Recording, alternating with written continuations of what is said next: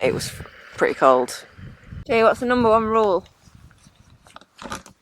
Doing this. Leave no trace. Leave no trace. Greetings to another video. Today I thought I would go through a few of my firsts as a cyclist, and it actually relates to each of the pictures that you'll see up here. And whenever I film in here, I always get a couple of questions saying, what are those pictures behind you? Like, did you take them?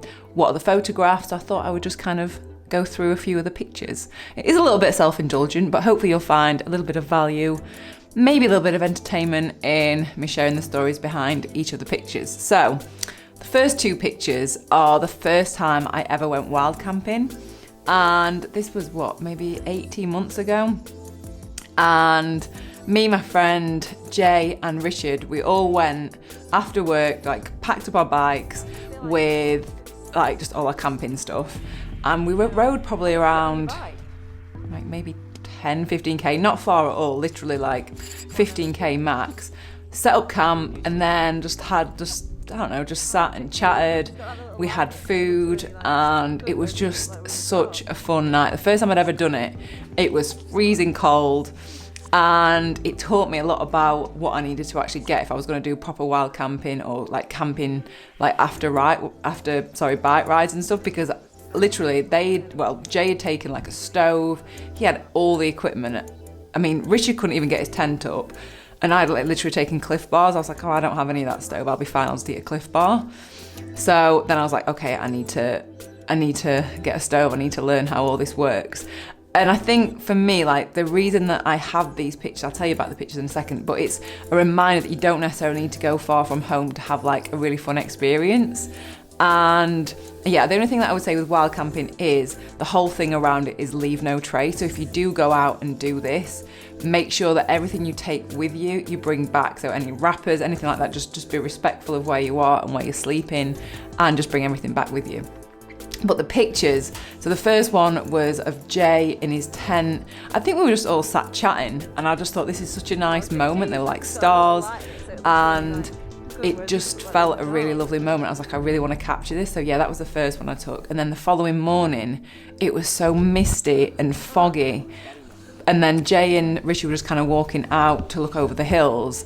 And as they were walking, it just looked so like eerie, but pretty. I wanted to remember that moment. So that's those two pictures. It's just a reminder, yeah, that you don't necessarily need to ride far from home to have like a little mini adventure. The next picture is the first time I went to the French Alps, and this was actually descending Alpe d'Huez, so we'd climbed up there, and this was on the descent down. I just remember descending down and looking out and thinking, that like it was just an incredible view. You could just see these huge, I was just blown away like by the size and the scale of the mountains.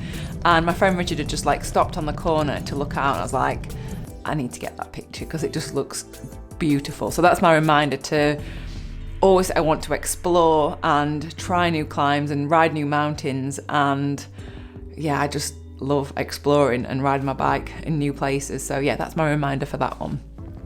The next picture is, I don't actually remember, I think it might be in Gran Canaria, but it's me with my first ever road bike. I am so sentimental about that bike. I don't think I'll ever get rid of it.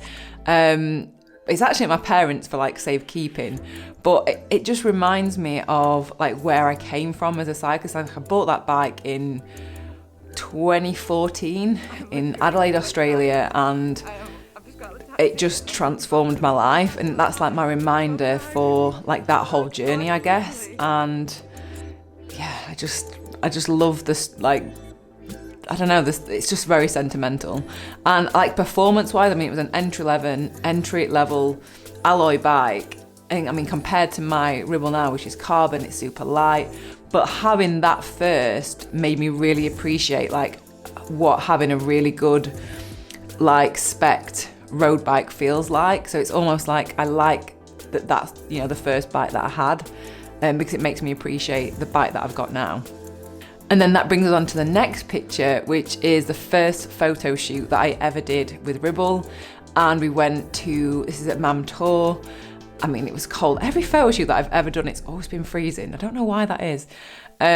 We were just riding up Mam Tor, and the sun was coming through, and it was just, oh, it's just beautiful. Like such a lovely like moment, and then I just remember feeling really proud, because I am so proud and grateful to have like this incredible brand supporting me, and I love it. Like I love their ethos. I like the people there. They're just a really nice, you know, really good brand to work with, and I really do love that bag so much. It is my favourite.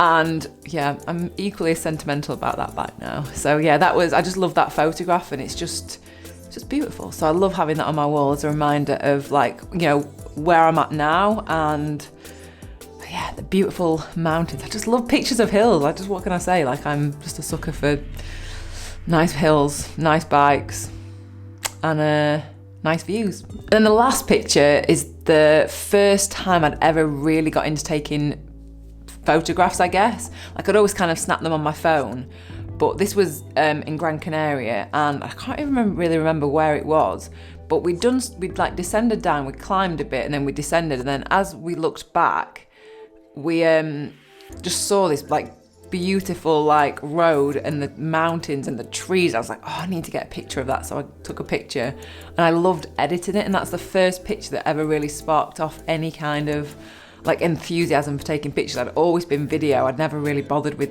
photographs before, but then ever since then I've really like got interested in photography, I guess, and editing and stuff. Also, one question that I get all the time on my Instagram, my inbox, is like what editing software I use for my pictures, and it's just Lightroom. Pretty much, I think, what everybody uses, but yeah, Lightroom is what I use. But yeah, ever since then I just got a lot more into photography, and it was the first time I'd actually taken this camera that I'm using now. It's the Sony a7 III.